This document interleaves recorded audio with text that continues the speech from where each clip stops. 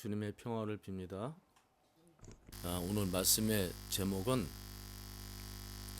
성령을 속여서 망했다 입니다. 성령을 속여서 망했다. 본문 말씀은 사도행전 5장에 있는 말씀, 사도행전 5장 1절에서 11절까지의 말씀입니다. 이 말씀은 아나니아와 삽비라에 관한 말씀입니다. 조금 섬찟하고 좀 무서운 내용으로 되어 있는데, 왜냐하면 아나니아와 삽비라가 죽었어요. 죽은 이유는 성령을 속여서, 거짓말하고 좀 다른 의미입니다. 사람들 거짓말 종종 할 수 있잖아요. 근데 오늘 본문의 내용은 성령을 속였다, 이렇게 사람을 속인 것이 아니고 하나님을 속였다. 속이는 것은 아닌데 맞는 것처럼, 가짜인데 진짜처럼 이렇게 표현하는 거죠. 그렇게 주장하고. 하나님 나라에는 거짓이 없잖아요, 그죠? 거짓이 없죠. 진실만 있죠. 근데 그런 반대 개념들이 이렇게 섞이는 부분을 속인다, 이렇게 표현합니다. 속였어요. 누구를? 하나님을. 누구를? 성령을. 그래서 망했다. 사실은 사도행전 2장부터는 전 기가 막힌 내용이 기록되어 있습니다. 성령을 받은 사람들이 모여서 같이 빵을 떼고, 같이 성전에 올라가서 찬양하고, 같이 집집마다 돌아가면서 음식을 나누고, 그리고 이 아나니아 삽비라의 이야기가 나오기 바로 전에는 그 신도들이 자기 재산을 팔아서 모임으로 가져왔어요. 아마 인류 역사상 이런 일이 없었을 겁니다. 자기 재산을 정리해가지고 사도들의 발 앞에 놓았다 그러죠. 사도한테 준 건 아니고 그 불 받은 사람들 그 모임으로 가지고 왔다는 거예요. 왜? 같이 살려고. 그 기가 막힌 놀라운 일이 있은 바로 뒤에 이 망하는 이야기가 나왔습니다. 사실은 근데 이 오늘 성령을 속여서 망했다, 이게 설교 제목인데, 사실은 돈 이야기입니다. 돈 이야기.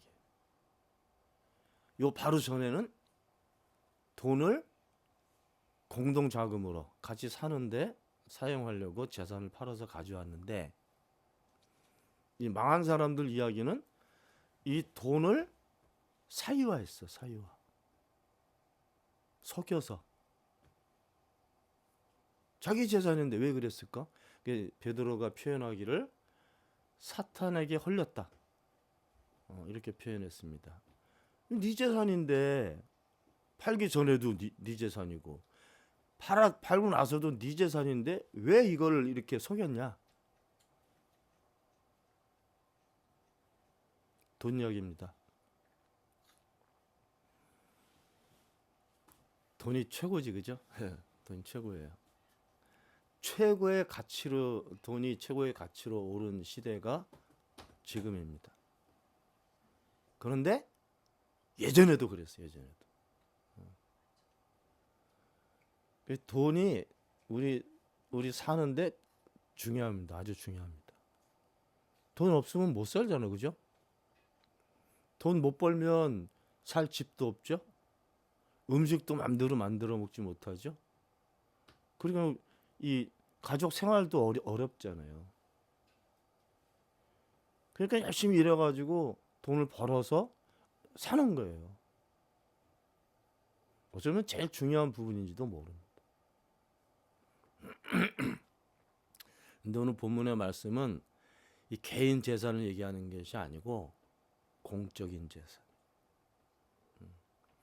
공적인 재산을 사유화시킨 거예요. 그래서 망한 거예요. 사유화시키면서 아닌 것처럼 이렇게 했단 말이에요. 거짓말했단 말이죠. 그래서 망한 거예요. 근데 사실 돈 때문에 망한 경우는 그 이전부터 있었습니다. 성서에서만 나온 얘기로만 내용으로 보면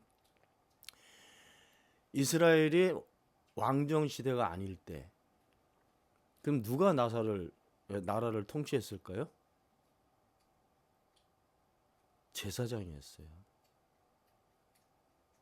엘리의 얘기부터 나옵니다. 사무엘상 보면 엘리 오랫동안 다스렸어요. 통상 평균적으로 한 40년? 사무엘도 한 40년?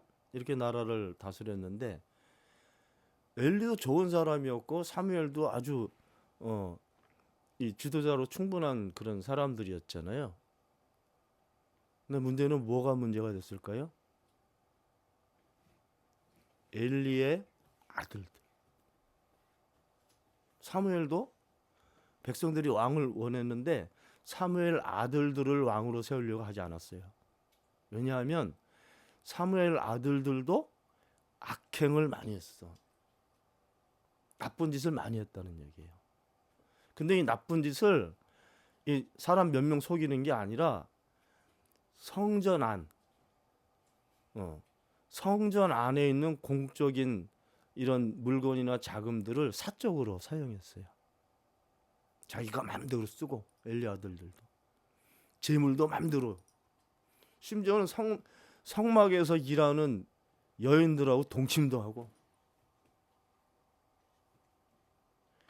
그냥 공적인 같이 사용해야 되는 공적인 재산을 사유화한 게 악행이 됐습니다. 아들 둘 다 죽었어요. 사무엘 아들들도 그 권력에서 쫓겨난. 그리고 사울이라는 왕을 세운 거예요. 근데 이스라엘 역사를 보면 다른 왕들은 모르지만 그래도 사울, 다윗, 솔로몬 이 정도는 다 기억하는 거 아닙니까 우리가? 사울도 말년이 좋지 않았고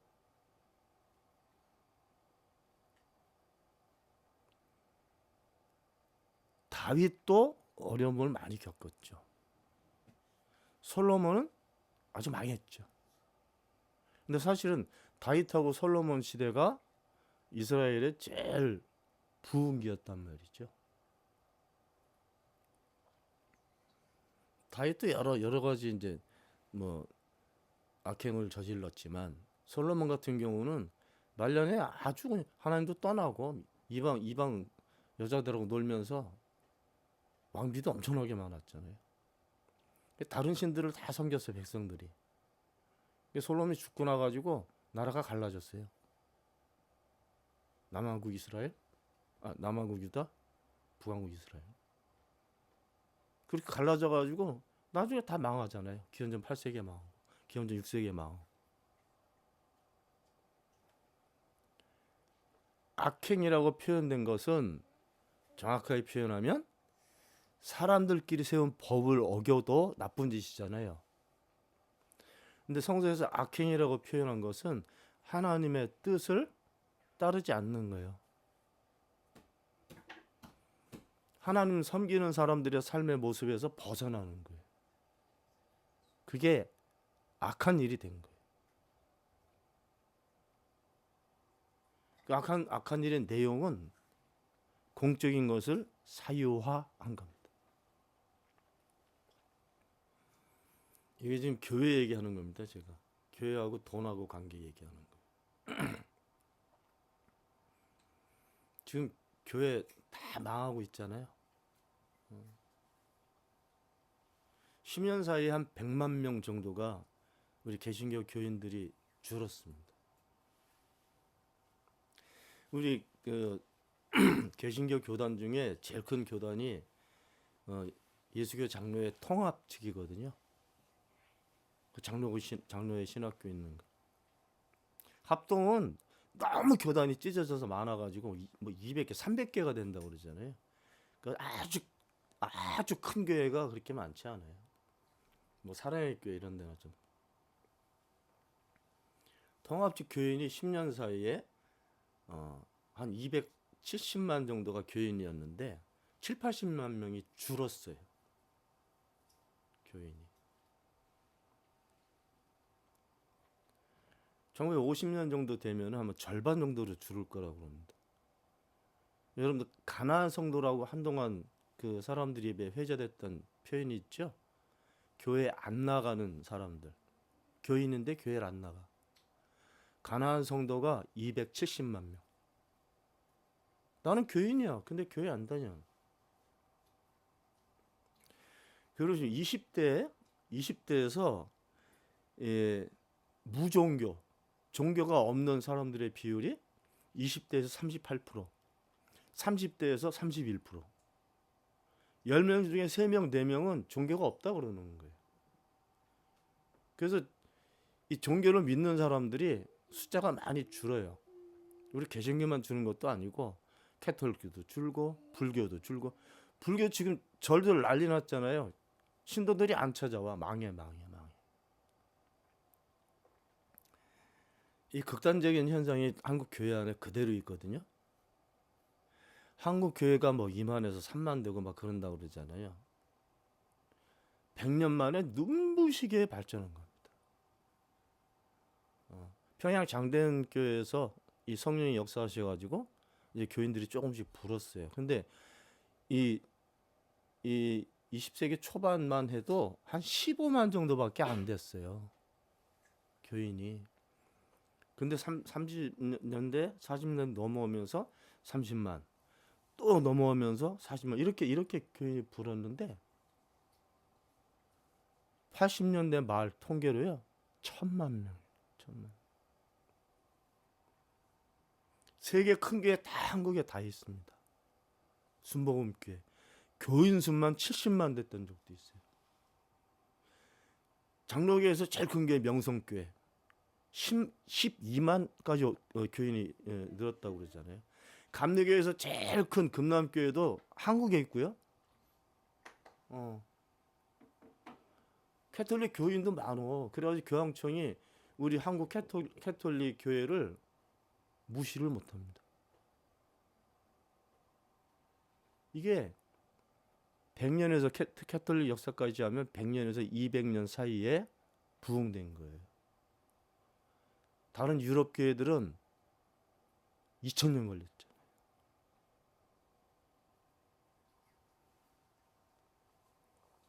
부자 교회가 됐어요. 부자 교회들이 생겼어요.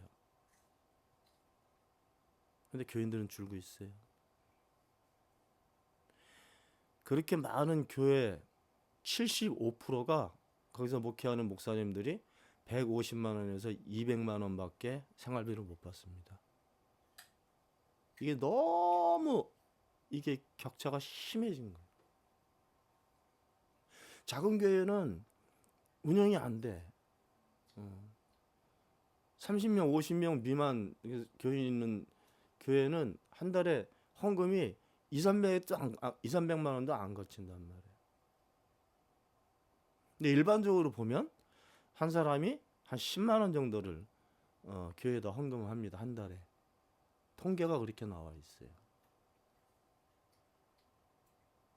그럼 70만이면 10만 하면 한 달에 얼마씩 헌금이 들어옵니까?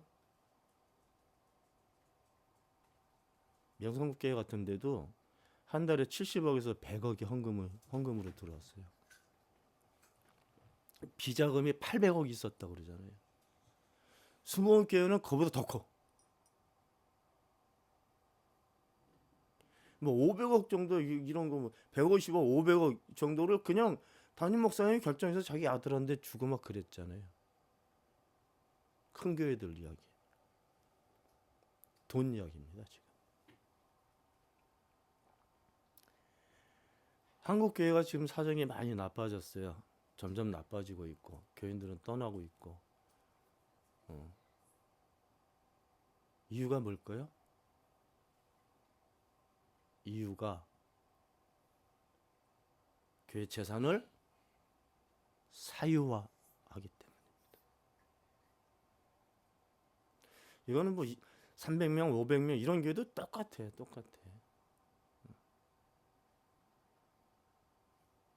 교회 재산의 사유화.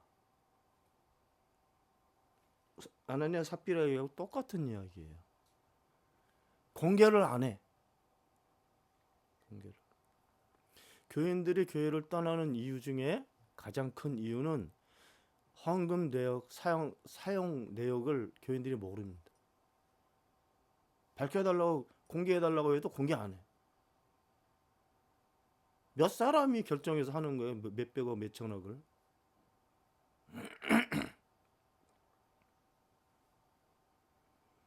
점점 교인들이 이제 깨어나기 시작하고 이런 한국 교회 안에 여러 가지 부패한 모습들 또 이 재산의 사유화 이런 문제들이 공공연하게 사람들에게서 의구심을 일으키게 만들었어요. 정상적으로 집행이 안 되는 거예요. 이 교회 재산이 사유화되는 대표적인 이런 경우들이 세습입니다. 자기 아들한테 교회를 물려주는 거야. 예정통합 명성교회가 걸렸잖아요. 예정통합에서는 교회법으로 세습을 못하게 결정을 했어요. 총회에서. 근데 명성교회에서 그 아들한테 이 교회를 넘기려고 그랬더니 법에 걸리잖아요. 총회에서 법을 바꿨어.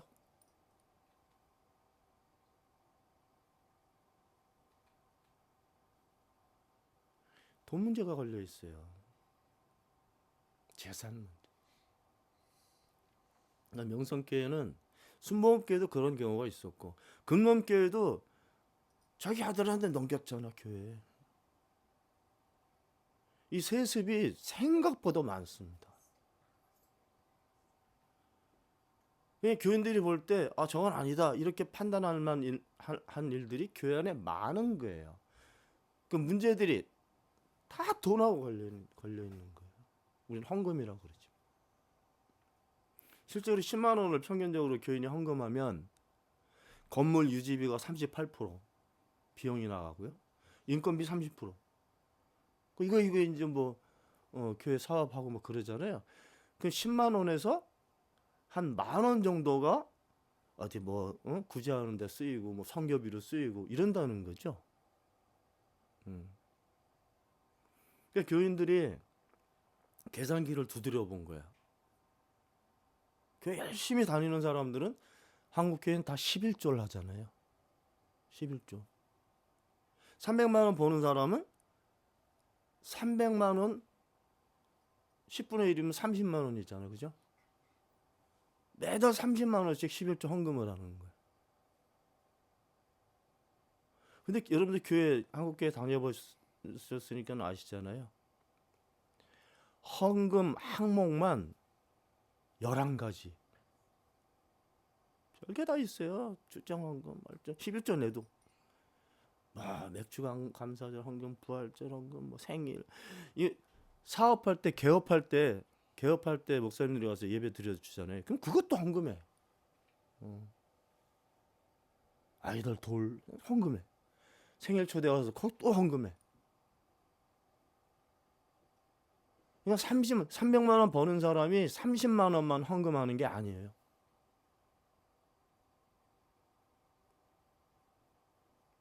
근데 그 안에서 돈 문제가 생기기 시작했어요.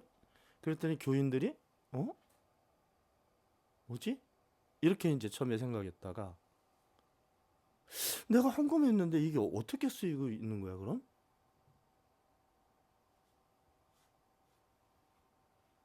교회 안에서 밝혀지지 않으니까 교인들이 아무 얘기 없이 교회를 떠나기 시작했어요.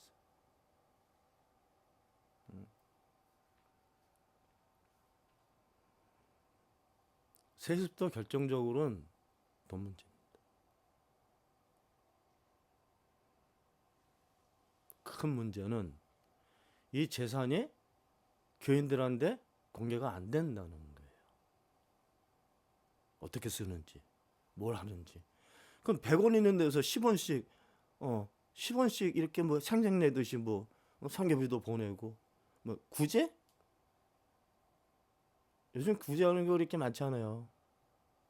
다 푼돈으로 하죠. 3,000원씩 들여서 예배당을 짓는데 사회는 얼마나 쓸까?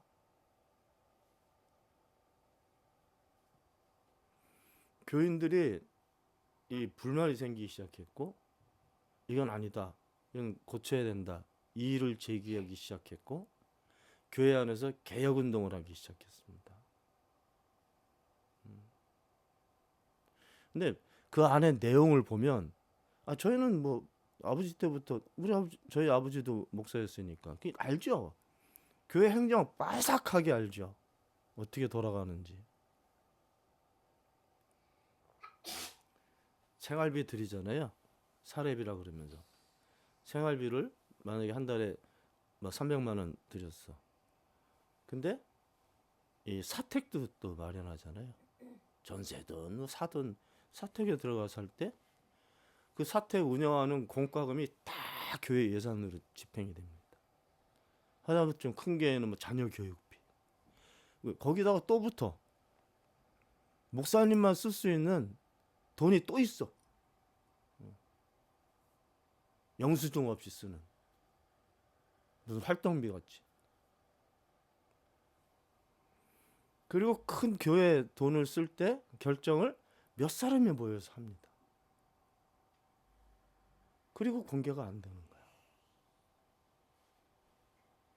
정상적인 사고를 하는 사람들 같으면 이 방법을 계속 이게 수용해서 따라갈 수 있겠습니까? 없다니까. 한국교회 위기는요, 부자가 되면서 돈이 생기면서 시작됐어요. 미국도 똑같아. 미국도 70년대 그때만 해도 미국에서 갑자기 부흥운동하면서 커진 교회가 하나 있었어요. 크리스탈 처치. 로버트 실러 목사. 몇만 명이 모였어. 몇만 명이. 그 예배당을 이 지붕을 유리로 이렇게 뒤집어 씌워가지고 크리스탈 처치라고 불렸어요. 로버트 실러 목사가 죽었어요. 그 아들들이 그 교회 운영을 하기 시작했어요. 식구들이. 교회 운영을 하다가 이 재산권 싸움이 붙었어요. 그 싸움 하다가 파산됐어요. 교회가 망한 걸 파산이라고 표현하더라고요.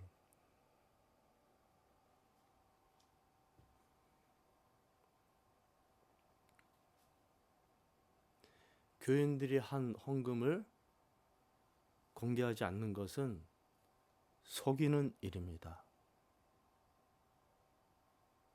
사람도 속이고, 이 교회 재산이니까 개인 재산이 아니잖아요. 사적으로 쓰려면 몰래 써야지. 그러니까 속이는 거죠. 그 일이 성령을 속이는 일이 되죠. 하나님을 속이는 일이 된다고.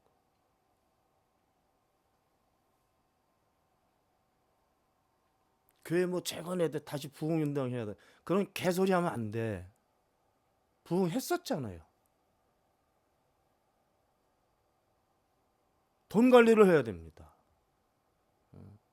교회 재산은 공적으로 사용돼야 될 돈이에요.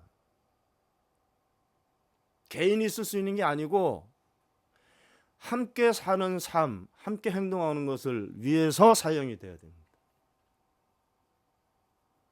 그렇게 돈 관리가 안 되면 망해요. 망하게 돼 있다고. 이건 지금 제 얘기가 아닙니다. 제가 만들어낸 얘기가 아니라니까.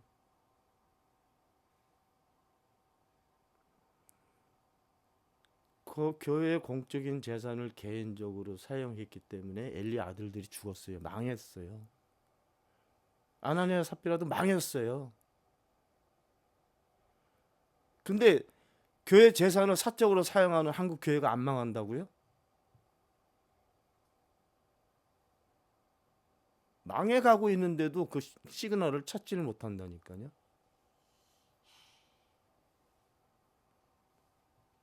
사람을 속여도 죄가 되는데 하나님 속이고 살아남을 수 있겠습니까?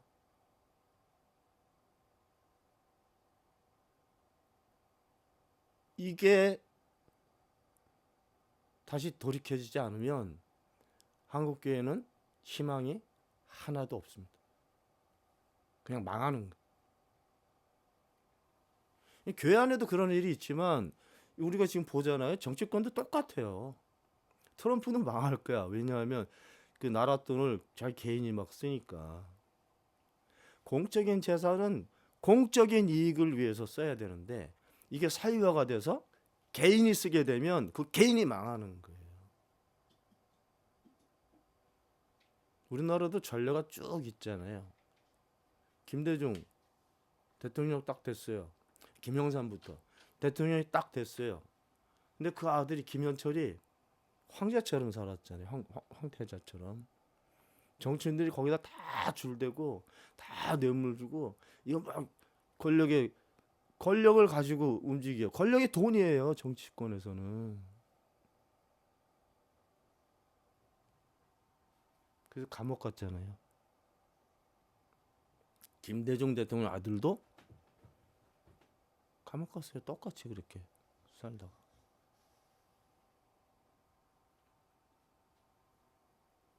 공적인 재산은 함께 사용할 수 있어야 됩니다.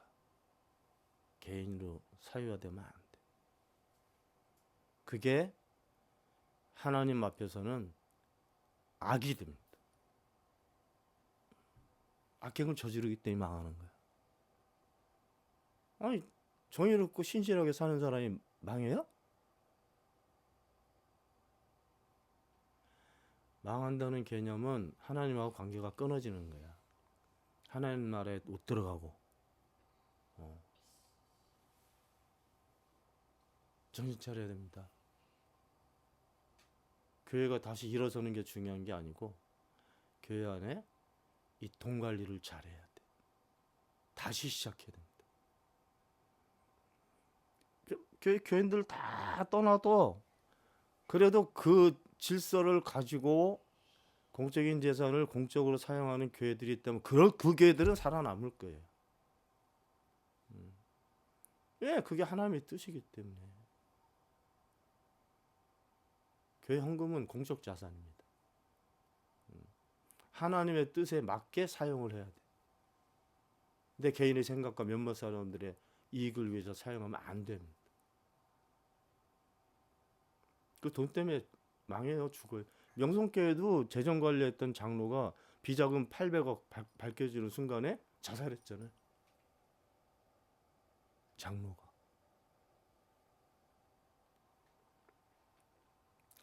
한국교회 위기는 돈에서 시작이 되었고 그 돈 관리를 잘 못했고 그래서 지금 위기를 맞고 있는 거예요.